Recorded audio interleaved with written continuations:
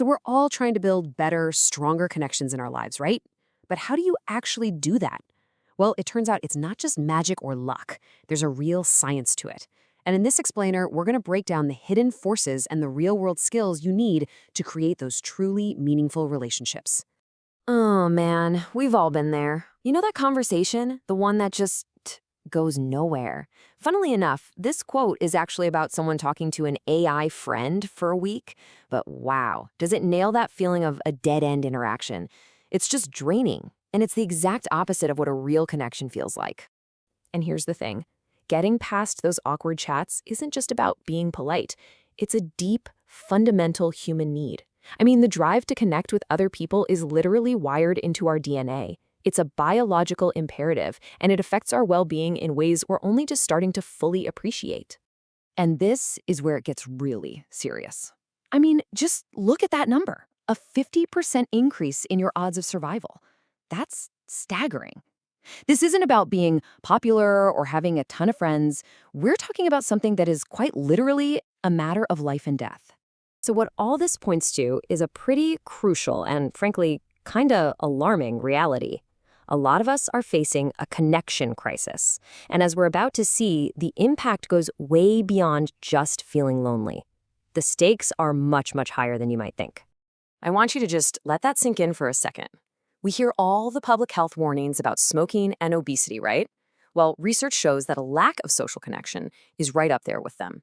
It is just as harmful. This isn't some soft scale anymore. This is a vital sign for our physical health. It's time we started taking our relationships just as seriously as we take our diet and exercise. Okay, so if connection is that important, how does it actually work? Sometimes it feels like total magic, right? You just click with someone. But there's a real science to it, with these hidden forces that shape who we connect with and why. So let's look under the hood. To really get it, scientists break down social connection into three main parts. First up is structure. That's basically the size and variety of your social circle, kind of like this network diagram here. Second is function. What do these relationships actually do for you? And third, you've got quality. Are your interactions positive? Are they satisfying? A really strong connection? It's got all three. Now, this chart illustrates a fascinating little quirk of our brains called the mirror exposure effect. In a classic study, some people posed as students in a class. And check this out. The more classes they attended, from 0 all the way to 15, the more likable their classmates rated them. And they never even spoke a word to each other. It proves a simple but really powerful idea. Familiarity breeds liking. Sometimes the first step is just showing up. And you know, not all connections are created equal. Sociologist Mark Granovetter came up with this brilliant theory about strong ties and weak ties. Your strong ties, that's your inner circle. They're the ones you call for deep emotional support. But your weak ties, acquaintances, old colleagues, they are just as vital. Why? Because they're your bridges to new information, new people, and new opportunities, like maybe even your next job. A healthy social life needs both. Okay, so we've covered the why and the what. Now it's time for the how. And here's the best part. Making a great first impression and building a connection isn't some magic talent you're born with. It is 100% a learnable skill. And it all starts right here, in your head. Before you even say a word, you got to shift your mindset. So instead of walking into a room thinking, oh man, I hope they like me, try walking in thinking, I wonder what's interesting about these people. When you swap that anxiety for genuine curiosity, it changes the entire game. The pressure comes off you, and the focus goes onto just discovering something new. Long before you open your mouth, your body is already talking. Our brains are hardwired to read these tiny nonverbal cues instantly. So things like eye contact, that doesn't just show you're confident. It signals, hey, I see you and I'm paying attention. And open posture is huge. Folding your arms literally creates a barrier. These little tweaks work together to send a really clear message. I'm friendly and I'm open to connecting. All right, ready for some super simple, actionable steps? Number 1, give people an easy way in. Wear something unique. Cool shoes, an interesting pin. It's basically an invitation for someone to say something. Number 2, make the other person the topic. A simple, so what brings you here, works wonders. And number 3, this is a good one. Use the head tilt. It's this universal, nonverbal cue that just screams, I'm interested, tell me more. So you've done it. You've broken the ice. That's awesome. But now comes the part that a lot of people dread. How do you keep the conversation from hitting that awkward, silent wall? Okay, the secret weapon for this is a technique called conversation threading. It's not about having a list of topics memorized in your head. No.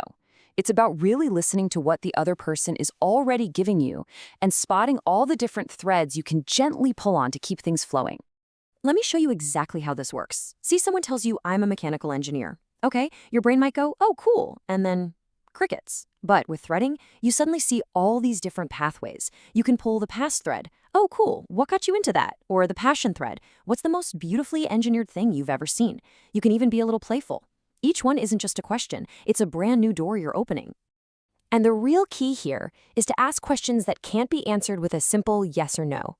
Open-ended questions are your best friend. They invite people to tell stories and share opinions, not just spit out facts.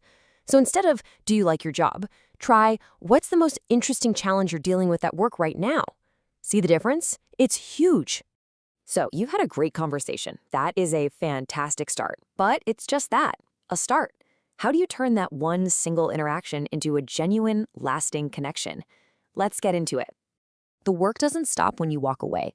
A quick, personalized follow-up is absolutely critical.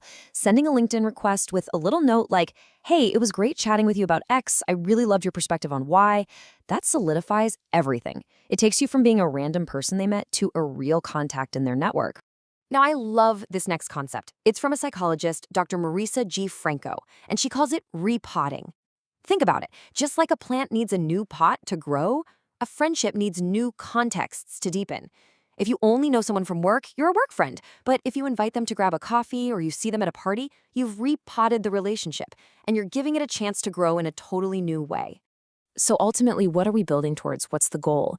This image shows it perfectly. As a connection really deepens, those circles of self and others start to overlap more and more. You begin to see yourselves as a unit. You start to use the word we. Your successes feel like their successes, and vice versa. That's the destination, a truly profound connection. So, in the end, it all comes back to this, doesn't it? From the science of human survival to the art of conversation, building strong connections is a skill. And it's a skill powered by curiosity. Every great relationship you have, and every single one you will ever have, probably started with one small step, one moment of genuine interest, one single question. So the only thing left to decide is, what will you ask next?